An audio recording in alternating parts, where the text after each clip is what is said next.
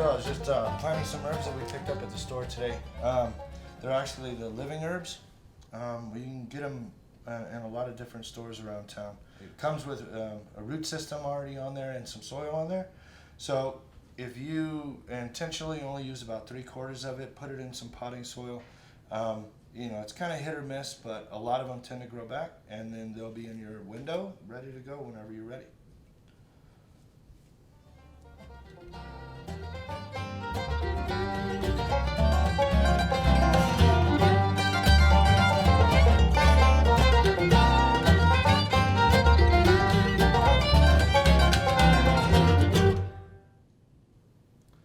All right, welcome everybody. This is Fresh Food Fast. I'm your host, John Young.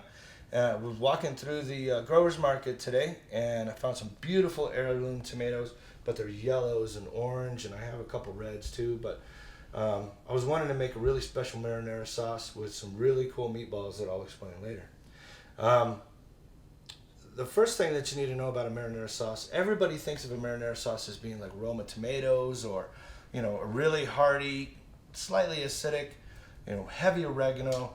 That's all to hide the flavor, Usually they use a lot of oregano just to disguise the low intensity of the tomato, but tomato's a superstar in this one. We're going to use yellow and orange, and yellow and orange tomatoes usually have a lot more sweetness, a lot less acidity, and we're going to, highlight those. But first we need to do is we need to blanch them. And blanching means we're going to boil them quickly. We're going to score the bottoms, but so that we can peel that skin off. You know how you eat some green chili or eat some pasta sauce or something like that, and it has little chunks of clear kind of skin get stuck in your teeth. We're not doing that. So we're going to peel those first, which means we're going to get some water boiling, and it'll be a quick blanch. We take them right out of the, maybe in the water for just about a minute or 30 seconds even, depending on how hot the water is. It's going to go right in an ice bath, and that'll peel away that skin real quick. So what we're going to do is we're going to start the water first.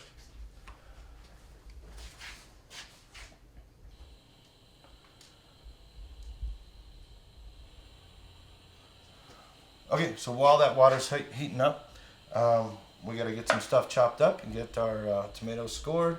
And we need some garlic, we need some shallot, we're going to get a little bit of the fresh herbs. Just get everything prepped while we're waiting for that water. By getting some garlic. And this is elephant garlic, which also, because we're highlighting the fact that it's a sweeter sauce, so elephant garlic is not as intense, but it's really heavy in sugars. So you still get all the luxury of garlic and all the beauty of garlic, but not quite in your face, sucker punch to your mouth. So, but I love garlic though, one way or the other. So we're gonna get rid of that.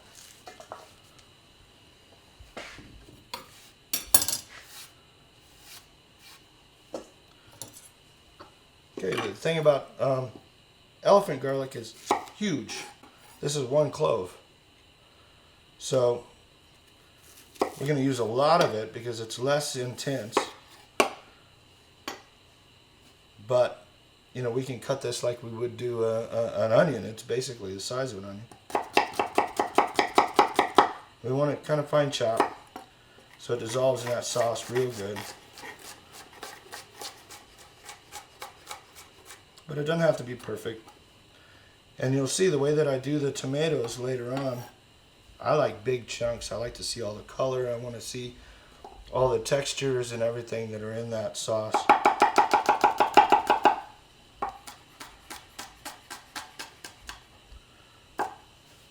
Okay, so there's some garlic. These cups are really cool because they're 1/2 cup, each one of them, and they're cute. And they're rubbery, and you don't have to worry about knocking them over or breaking them. So those are really handy to use. So there's our garlic. We'll get a shallot. It's very French. be putting some white wine and lots of herbs. So we're going to use this whole shallot. It's a pretty big one, but you know, if you don't have access to shallots, you know, a red onion's going to work just fine. Shallots are a little bit more mild than a red onion, but you know, if that's what you got, use them.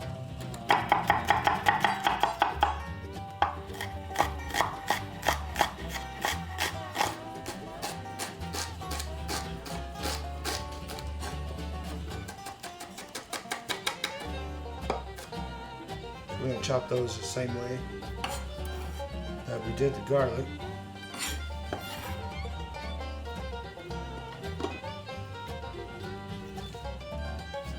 So I'll try to cut this one better. Isn't that pretty?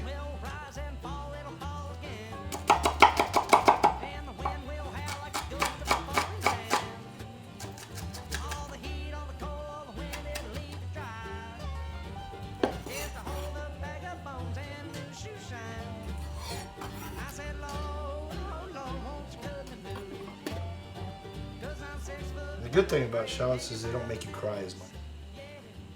And crying on camera is never fun. Okay, so we got our garlic, we got our shallots, and our water is boiling.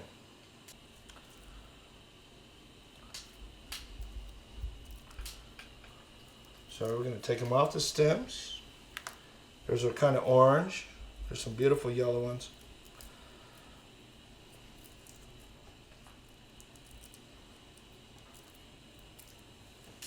You know, you don't need to core them out or nothing like that. You need to just, on the bottom side of that tomato, you're just going to make an X. Just that simple. You probably can't see it there, but when we take it out of the water, you'll surely notice it then, because that skin will just curl off like that, and then we just peel the skin off. So we're going to mark them all. Score them all, I should say.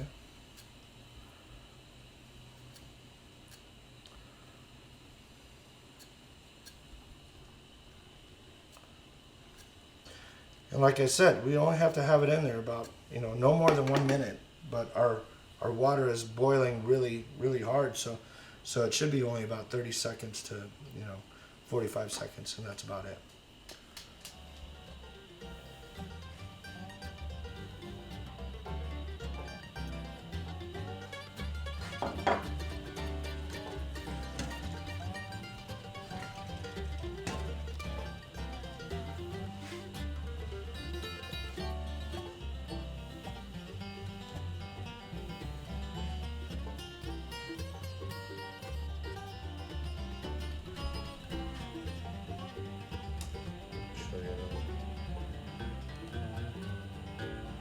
It's starting to split right there.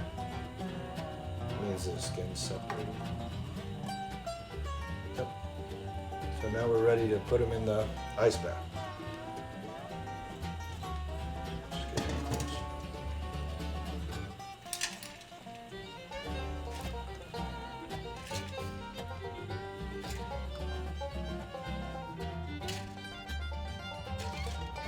Now you can see the skin is just falling completely away from the meat of the tomato. It makes a pretty quick and easy way to get all that little outside skin off. So now we've got a perfectly skinless tomato. Okay, now that we got those peeled, ready to go, we can just go ahead and leave them in the ice bath. We're going to start the saute, where we're going to get our tomatoes going, but we got to start out with, of course, my favorite, some butter. And about a quarter stick is what we're dealing with here. So let's go over to the saute. I'll get rid of this. And here we go. So light that fire. We'll get that nice and hot. We're going to add our quarter stick of butter.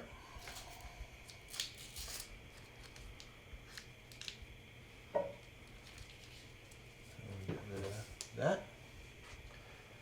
Now we're gonna melt this butter all the way, and then we're gonna add our garlic that we pre-chopped and our shallots that we pre-chopped. That's half a cup each, of course, because these are half a cup. So as soon as those are ready, we can add them, and then we're gonna wait for the garlic to tell us when it's time to start the tomatoes, and that's when it starts to get real nice and golden brown. So as soon as that happens, then we're good to go to add our tomatoes. Okay, so butter's most of the way melted now. We're gonna add our garlic. That's half a cup. And our shallots. Get them all. Those are magical. Oop, I missed some garlic.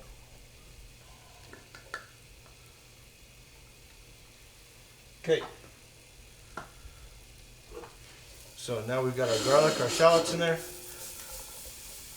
And we're just going to wait until they're nice and golden brown. I love the smell of butter and garlic in the morning. So if you want to take a closer look, if you come in here, you can see the garlic is starting to clear out. The shallots are starting to get a little bit more clear. So that's bringing the sugars out of them.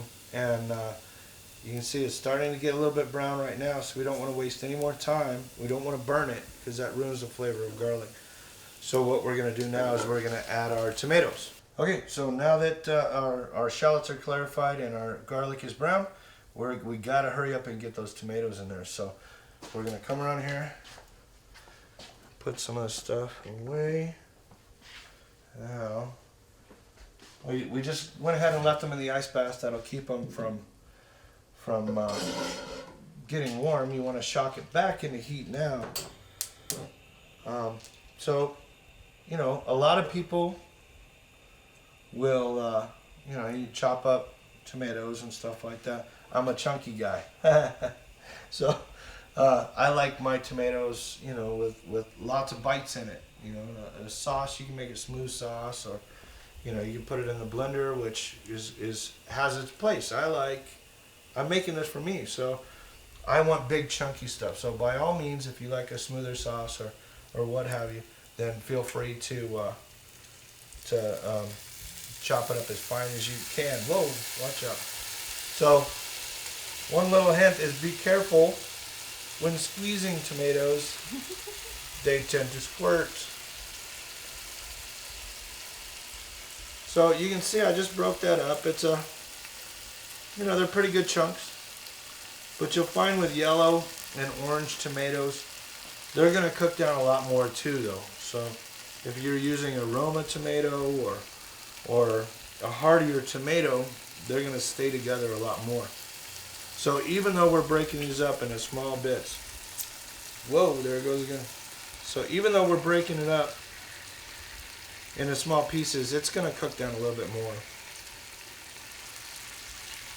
Now I'm going to turn this heat down a little bit. It's on a medium heat right now, but breaking these tomatoes, I'm not keeping up with the cooking process enough.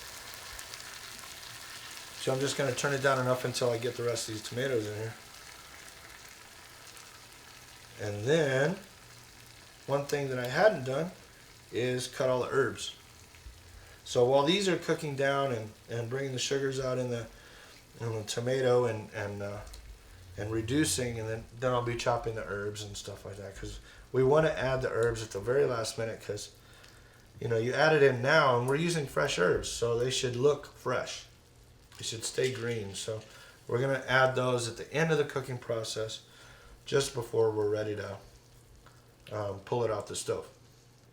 Otherwise they get brown and it just, you know, this is going to look like yellow and orange confetti, but taste amazing. Okay, so now we got all our tomatoes in there, and then with 7 tomatoes, you know, depends on the amount of people that you have. This will be 3 to 4 people. Now that they're all in there, pan's cooled way down, I'm going to turn the heat back up, and we're going to bring that back up to temperature. I can go ahead and get rid of this ice bath now, and we can get back on those herbs.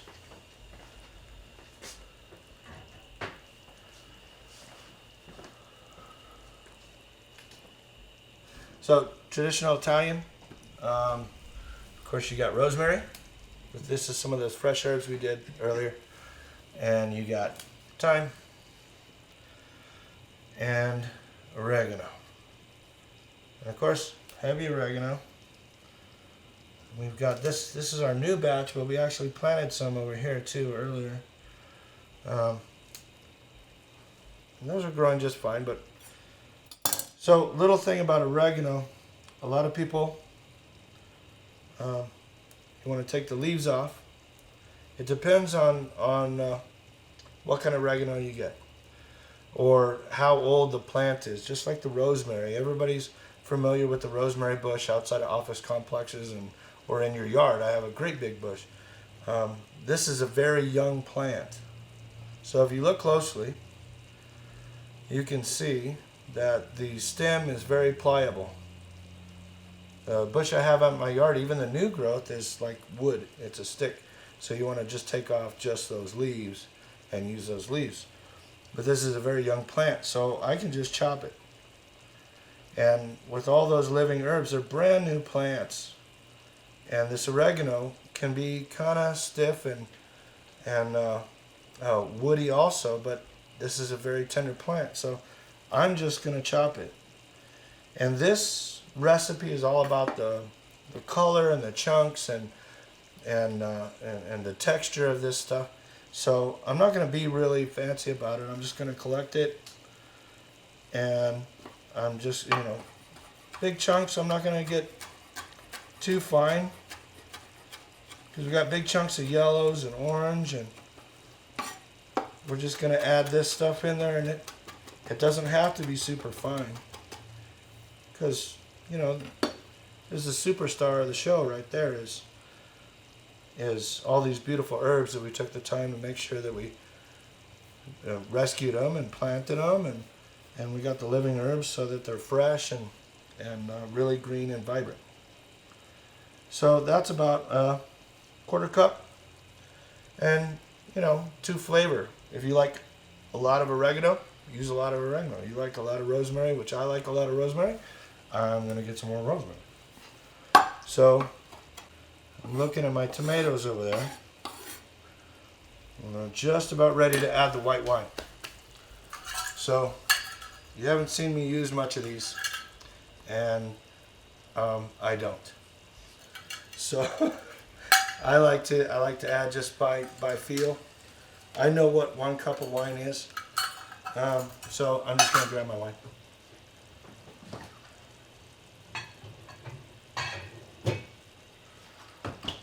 Yeah, I'm going to add that to the tomatoes. Well, let me get my herbs. Alright. So I know what 1 cup of wine looks like. If we look closely, we'll wait for that. You can see that those tomatoes are starting to break down. And if this was a Roma tomato, you wouldn't see this much juice coming out of it, right? That's the waters and the sugars that are inside of that tomato plant, the inside of that fruit that's coming out. Aroma is really dry. So this is very juicy. So those 7 tomatoes, you can see how much sauce that's actually going to make. So we're going to add white wine. And 1 cup.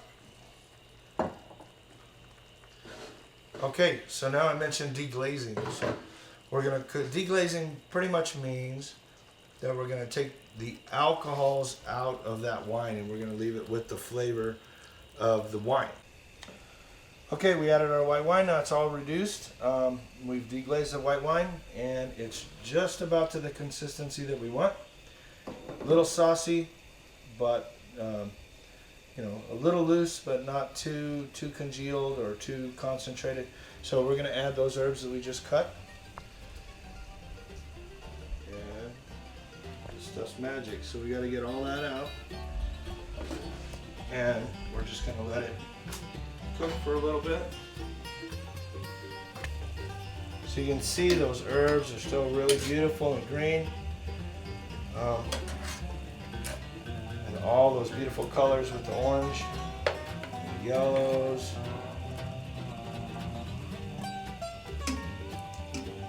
And just because it's not red doesn't mean that it's not just the same as any kind of marinara sauce. Real simple, nothing too complicated that anybody can do at home. So we'll just let it cook down just a little bit more, and you can see these bubbles inside of here are really nice and tight and compact. That means it's thickening up just right, and we're just about done with that.